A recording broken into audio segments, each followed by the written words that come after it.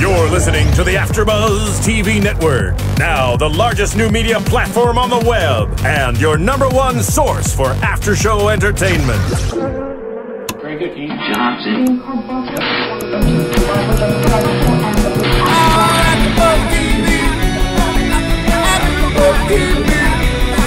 the AFTERBUZZ Studios in Los Angeles, California, and streaming live on Ustream, this is AFTERBUZZ TV for Modern Family.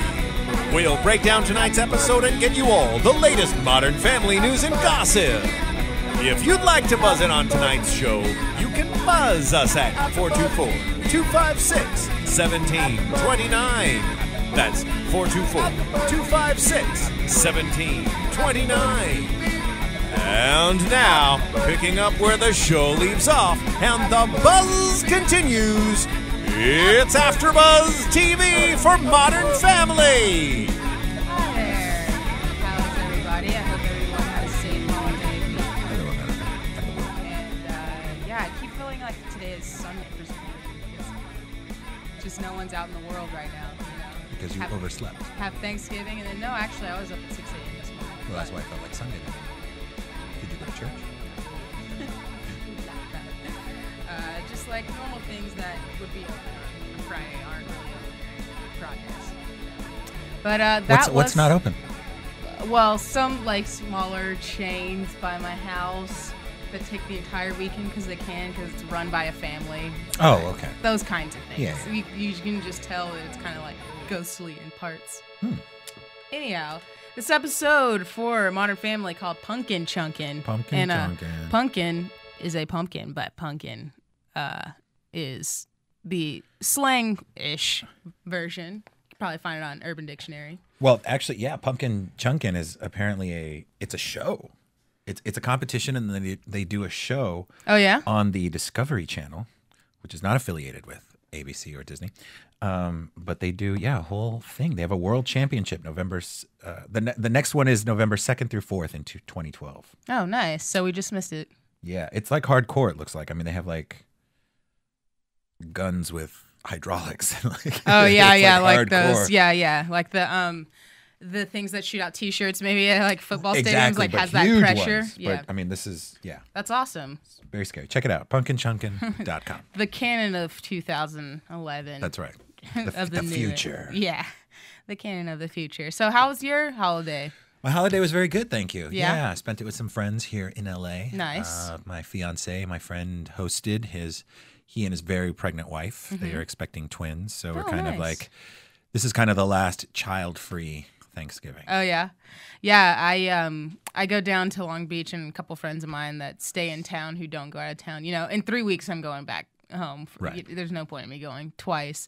So a lot of people stay in town. They jack the prices too on like airfare. Oh really? Oh yeah. I don't even pay attention. It's a good thing you don't, because they jack the prices. The last time I flew was a year ago. I've been driving everywhere if I've gone out of town. But yeah, we all kind of had like a potluck. Each person brought a dish. I brought gumbo, which is, of course, which I've had and is delicious. It was just a ridiculous amount of food for 10 people, and I mean like ridiculous amount of food. Yeah. So, but yeah, we had a great time. There was a dog there, and probably just got more attention than necessary. He's probably in a coma right now. Yeah. But yeah, so this episode, the Dunphys are hosting dinner at their house, and so each family's kind of getting ready to come over. It looked like Cam was like making desserts at their house, and Manny made the centerpiece for the table. And this is one of the plot lines. Yeah, they had 4 different plot lines going this week, which is cool. You know, we've talked in the past how they weave everything together, and that's really nice. And then you have the Thanksgiving, and I like that they didn't sit down to dinner. They never sat down. Yeah, I liked that too, great. where it wasn't like where that wasn't the ending that kind of bonded the family. But we've seen that. That's been done. Yeah, exactly. Yeah, the writers on the show are amazing, and I actually wanted to point out the wardrobe and the set design, because at the end when they are about to eat, Manny's just decked out in like a Thanksgiving themed color scheme like suit and a pumpkin tie, and I mean like that's so his character. And Luke's in a little casual like jeans and a little plaid shirt, and everyone kind of had their niche, and Lily's got a cute little bow, and like everyone had their thing, and it's like so true to their character of how they would dress for Thanksgiving, casual Thanksgiving at the family's house. And the set design is awesome, where Phil's trying to make his version of the table settings, having the 4 or 5 different tables and bistro style. Putting pumpkins on top of vases and knocking over flowers and trying to make it a little more unique, I guess, because he gets inspired by Josh Gad, who plays Kenneth, who was right. So now you were saying, who is he? He's in that movie? He is from the movie 21. He's on a couple other shows right now, and he's just a great comedian. And Josh Gad comes in as a previous next door neighbor kid, and that looked up to Phil. And he's older than all 3 kids, so this is probably before they had kids, and they were brand new to the neighborhood and probably newly married also.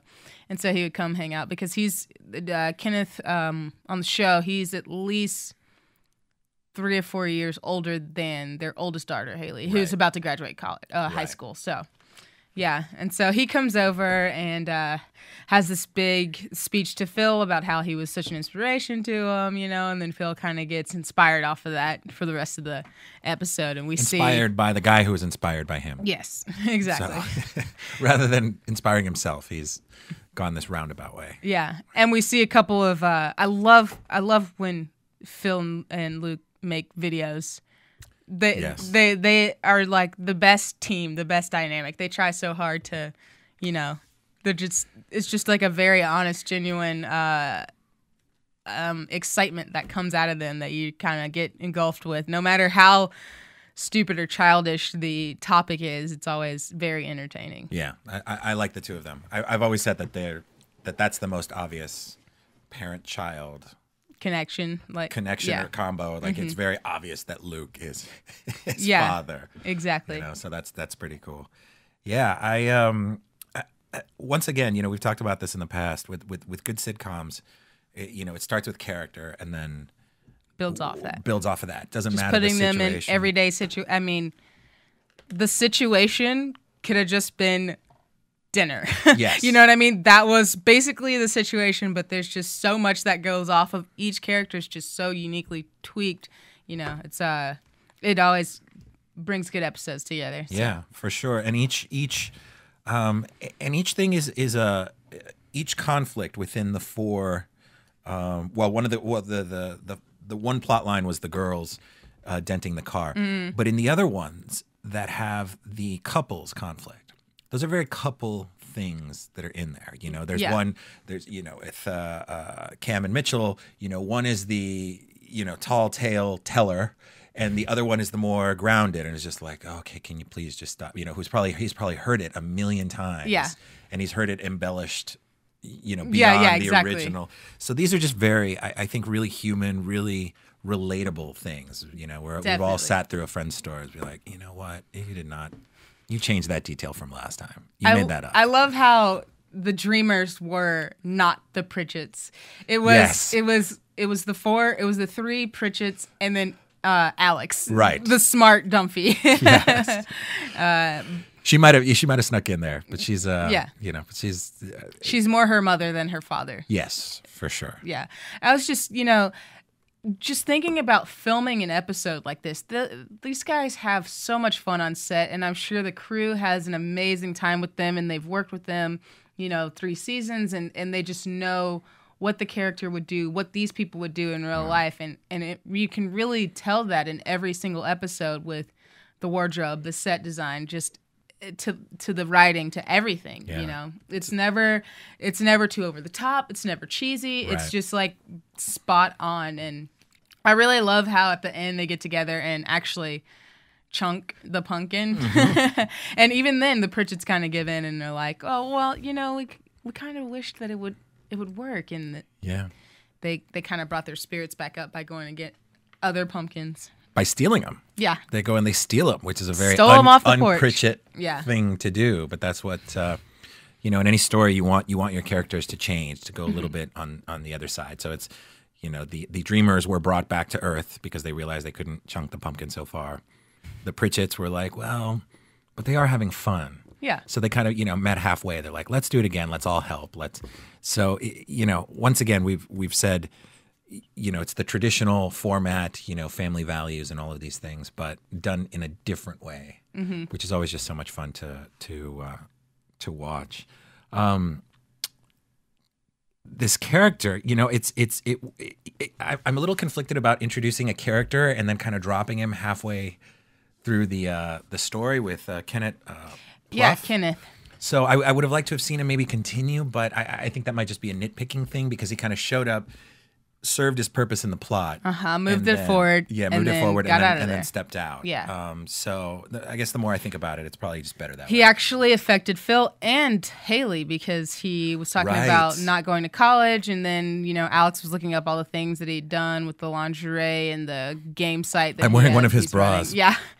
I imagine that's not going to be the last time she says something. Exactly. I wonder if he'll, you know, show up again because I was trying to think back actually to the past couple seasons if there was a character that did make that big of an impact that didn't show up again, and I couldn't think of one. I feel like he made a big impact on two people that you could pull stories from.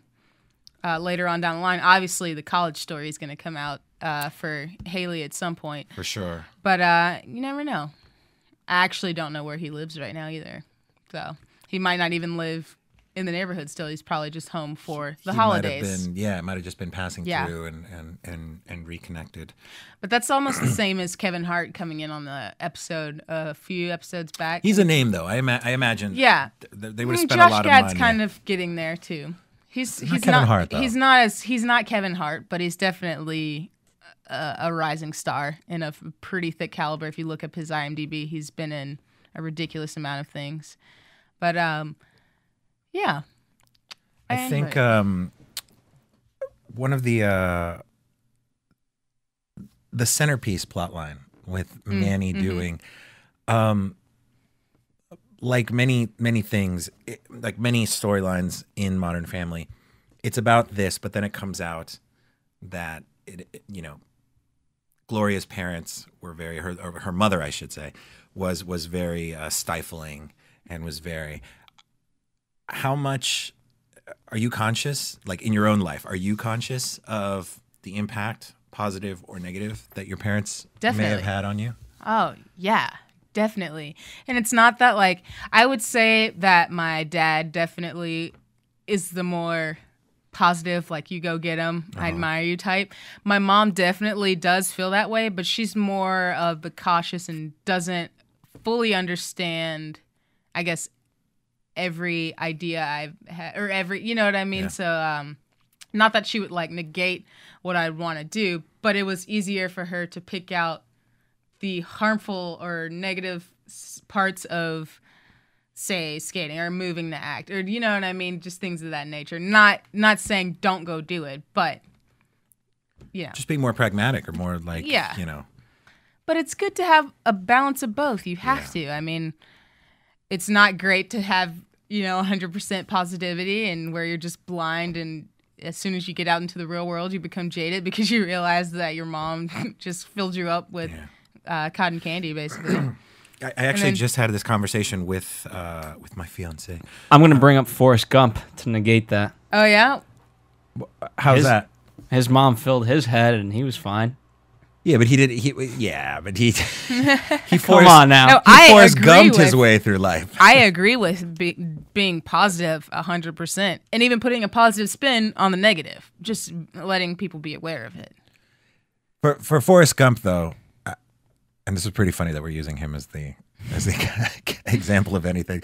But for Forrest Gump, I feel like it was the world that kind of brought him back down to reality. It was, you know, the Vietnam War, and it was the horror of war that, you know, the people that he loved were going to be taken away, and then which Manny will reach one day. Yes, he will. He will see the horrors of war that is real life. But yeah, I'm in agreement with you. I think you do need that balance. And I just had this conversation with my fiance over lunch, We were talking about, what types of parents we want to be and how these are the type of conversations you have with fiancés. This is what you want to make sure. Yeah. You guys ready? You about to propose to your girlfriend? We're doing the 20 questions. Vice versa and then, to your boyfriend. Yeah. And you want to know, be like, what is your philosophy of, well, I have a friend that broke up with her boyfriend because he was not interested in having kids. It's a big deal. So it's like well, with kids, yeah, that's a big question, but this conversation of what kind of parent are you going to be? It's a little bit different. You already know you're going to have kids together. Right. That's out. That's out. If it happens. Yeah. Because it could also not happen. Yeah. But you guys are open for We're definitely open to it, for sure. And so there's this consideration of what kind of parents are we going to be? And really the only, unless you study it, unless you're like an anthropologist, your only frame of reference is your own parents. Mm-hmm. And so a lot of times that will cloud, scare, or befuddle you even as to what kind of parent you're going to be, what type I would of say person. Your main frame of reference is your own parents, but I definitely, I have a lot of family friends that I'm really close with, their entire family, kids I babysit or kids that I grew up with. So I understand differences. Especially within the kids I babysit, seeing how the parents interact with a 10-year-old child in a household that's not that it's like, a free-for-all, but it's not as strict as another family household that I go to, and I see the difference in the impact on the kids that are the exact same age, and not that either parent or either parenting skill is wrong or right, but you see how the one who actually talks to their kid as an open-minded adult and actually gives them, real life advice and doesn't really like shelter them as much as the other family. I just see a difference in the kids just in general. And so, it's and I can take parts from here and there, right? And then from my own life experience of growing up, for sure. But Well, what I pointed out was that if, assuming there is a couple, and it obviously doesn't have to be man or woman, but it can, within a couple, it's this idea that you're creating almost, you are in a perfect world, in a happily coupled couple, you are a unit. So it's not necessarily just, your dad's parenting or your mom's parenting or your mom's parenting and your mom's parenting, dad. It's the combination of the two of you. Like you said with your parents, you had one who was the go get 'em, positive, do it, and the other one that's a bit more pragmatic. Well, just, tie your shoes before you leave kind of thing. And so that ends up being the style. And I think a lot of times we get locked in our own heads. Well, I believe this and I'm going to do this. And when I have my kid, it's going to be like this. Well, if you're in a committed couple, it's a little bit different because it's not just going to be you. It's going to be the two of you. So it's now the two. What kind of you're literally a unified front. What is that couple is a separate thing. And then I bet I can't speak for myself, but I bet as soon as the kid comes, everything that's just changes. It. Everything, yeah, right. That's the X factor. It doesn't matter what your philosophy or your thinking or what your approach is. If the kid is ADD, if the kid doesn't care, if the kid is you have to adjust. Real quick. It's a crapshoot. Maybe it's just not worth it. Yeah, I was like, I'll stick to no kids. No. I'll just stick to watching other people's kids on Modern Family. My nephew, and then I'll send him home. I'll stick to watching Modern Family. I get the whole feel for like my. Well, I used to be a teacher minutes. too, and that was the thing that I loved is that come 5 or 6 o'clock. That was the after school program. 3:30 was when most of the kids went home. I stuck around for the after school. 6 o'clock. At 6 o'clock. What age range? Kindergarten through 6th grade, so elementary school. And come 6 o'clock, we hand them back. It's just like, thank you. You feed them. You put them to bed. You do the homework. You do all that. So it's get to play with them, get to teach them, and then go away. Thank you. Good night. Yeah. Nice. Well, I think we should take a quick break. Yeah, let's take a quick break. And we'll come back and chat some more about Modern Family. AfterBuzz TV. Hi, I was once like you, a lazy, angry loner whose only joy was watching TV and surfing the net. And like you, after I'd see one of my favorite TV shows, I'd be so excited and have so many questions that I'd actually have to talk to my douchebag coworkers about it at the water cooler. Then I discovered AfterBuzzTV.com. AfterBuzz TV produces after-show webcasts and podcasts for TV series of all kinds, like post-game wrap-up shows for all your favorite TV shows. AfterBuzz TV hosts are industry insiders who break down episodes of shows, take calls from fans, and interview cast and crew from each series, with over 60 different after shows, from Boardwalk Empire to American Idol to Vampire Diaries to Real Housewives, and more. Now, after a night of TV, I can ignore my stupid coworkers, who I hate, and go straight to my desk and watch or listen to all my favorite AfterBuzz TV after shows, and have all the TV fan interaction I need. Thank you, AfterBuzz TV. AfterBuzz TV. What do you want to buzz about? The voice kind of reminds me of the neighbor. By the way, from. Go ahead. Sorry. Oh, the neighbor from.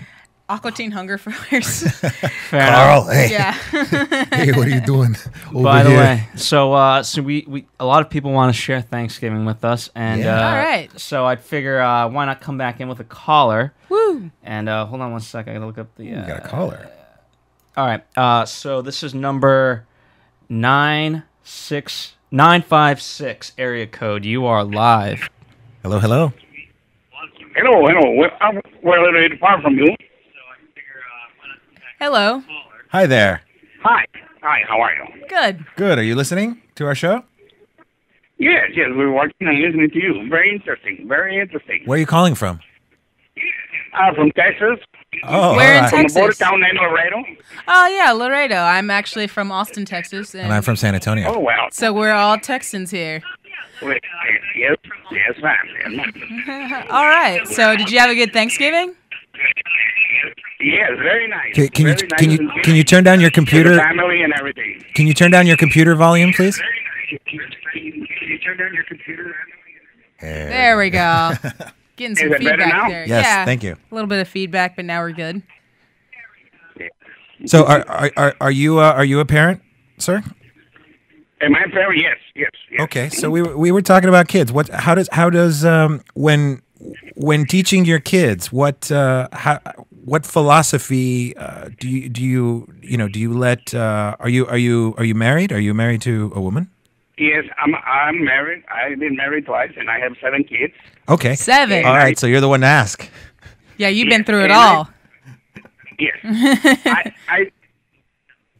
I do believe that the approach of both of you is very interesting and very, very down to earth. And the approach that both parents have to cooperate and be in accord to grow up, to make the kids grow up properly, that's very, very essential. Real, very real. Uh-huh. So I like the show. I like you guys talking and keeping conversation among yourselves and allowing the public to go in and give you their opinions. I think this is fantastic. Great. Just keep up the good work. And have a good evening. All right. Thank you so much. You too. Oh, it's really nice. Okay. Bye. Bye. Bye. Oh, it's really nice. Yeah. We got fans all over the place. Oh man, all from Texas. All from Texas. Only people in Texas are watching our podcast. Well, I have another friend from Texas. So we'll do a shout out to Tiffany King, who's following us and watching us. Nice. Yeah, it's weird. Modern Family. Just the title alone it's evolving, it's changing, yet there are still some basic things that we want, the classic elements to any family, you know, and then support, goofiness, seriousness. You need both sides, you need both the fun, but the grounded. I just, this casting director got the eye, because you can tell while watching them at the football field and Ed O'Neill's helping push like Eric Stone Street back, and it's just like these people are a family, essentially. This is not, they're great actors, but this is not them having to force this, right? This is them naturally just coming out as a family and portraying this whole world to us, and it's great. I mean, I absolutely love it, and especially holiday episodes. They always nail it on holiday episodes. They always come together. Like last year, they had they did Halloween. It was a big episode, and they had a haunted house inside the house, and yeah, it's just they just do it. So like everyone's always up for it, whether Ed O'Neill, who plays Jay, is against it. He always goes through with it. You know what I mean? He does it because it's his family and he loves it. You know, he's probably the one, and Mitchell, who the two of them are kind of like skittish on doing things, but they do them anyway to please Cam, to please Gloria, to please the kids. You know, Julie Bowen, and Julie takes care. She has 4 kids in my eyes, taking care of Ty. Right, he's the big kid. Yeah, exactly. The most dangerous one, because sometimes she'll come home and he's got some crazy scheme up his sleeve somehow, and got the kids in it. Yeah, exactly. I would love for him to actually invent something, because he does come up. He has great little quirky ideas. You know, the aspirin gun. Yeah. Predictions. Well, it sounded like you wanted a prediction there. That's right. I want to predict what his amazing talents might bring him. Yeah. I feel like Luke could invent something too, like gum that doesn't give you cavities, or something kid-like. Something self-serving. It'll definitely be something that he needs. You know. Exactly. My only predictions is, because I know that they only have a few more episodes left until the wrap of the season, we're going to see more of Kevin Hart. Hopefully we'll go back to the storyline with David Cross. Yes, Julie Bowen, David Cross, and the election. And maybe we'll resolve the Haley issue. Maybe it's going to be saved for season 4. I don't know. That's been in every single episode. So it's leading up to something. And then everybody else is just going to be their quirky, crazy selves. Yeah. I think I think we're going to see 2 breakouts from Haley. There's gonna be a crossroads coming up with the college decision, and I think Manny is the one who's starting to kind of push the boundaries still, and I think something is going to happen there. And then we talked about last week how with Ty's promotion. Yeah. You know, what that's going to entail at the Which new wasn't touched firm. on right now, but that, you know, they're off work. It's the holidays. So, yeah. So I predict maybe in the new year. But I'm excited. I love watching this show. Yeah, it's great. It's a really good show. It's insanely great. I should go online and read some of the scripts. I'm sure there's some scripts out there to read. Yeah, it's on the movie front, it's award season, so a lot of movie scripts are online as well. Nice. So nice. Yeah, these guys. Sophia's going to be in... is she in Tom Cruise's new movie? The Mission Impossible? MI3? Yeah. I don't know. 3 or 4? I don't know. It's one of those. 7? Sure. I think she is. I feel like they all might have something in the works as this... It's probably done filming right now, but as the hiatus comes up. I don't see her in that. Maybe it's somebody else that looks similar. Yes. They'll bring somebody sexy. Someone nice. Yeah. All right. Well, anything you want to plug, Mario? We got some improv shows coming up later in December, so we'll plug those as they come up. But you can always follow me on Twitter, Cinemario, Cinemario. And you can follow my Twitter, Shannon Joy Rodgers. And the J is for joy. The J is for joy. I am one letter away from it being Shannon Joy Rodgers, but it's like Shannon Joe Rodgers. Yeah. I can't put the Y in there. Shannon Joe is too. I'm one character too long for it to be my full name. Supposedly you can pay like $500. I don't need that. No, it doesn't. It sounds kind of to make money. Yeah, spend money. Exactly. Pay me Twitter and verify me. Yes. There we go. All right. Yeah. And just some quick plugs for AfterBuzz in general. Yeah. You know, we are now on YouTube, so this show, if you're watching on Ustream, or if you're listening to it on iTunes, which most of you are, you know, you can check it out on YouTube at youtube.com/AfterBuzzTV. We make it simple that way. And as always, you know, these guys are doing a great job. They're here every week. I mean, Christ, it's the day after Thanksgiving. The day after so honestly, you know what? I had nothing to do. I'm just kidding. No, fair enough. But I love coming out here. It's fun. All that we ever ask of our fans is just tell your friends. You know, if you like us, just spread the word like wildfire. Yeah. That's all. It's fun. Thank you. And, if you guys reach out to us. Yeah, reach out to us. If you have topics you want us to talk about, we're more than willing to, shoot an email to the info@AfterBuzz.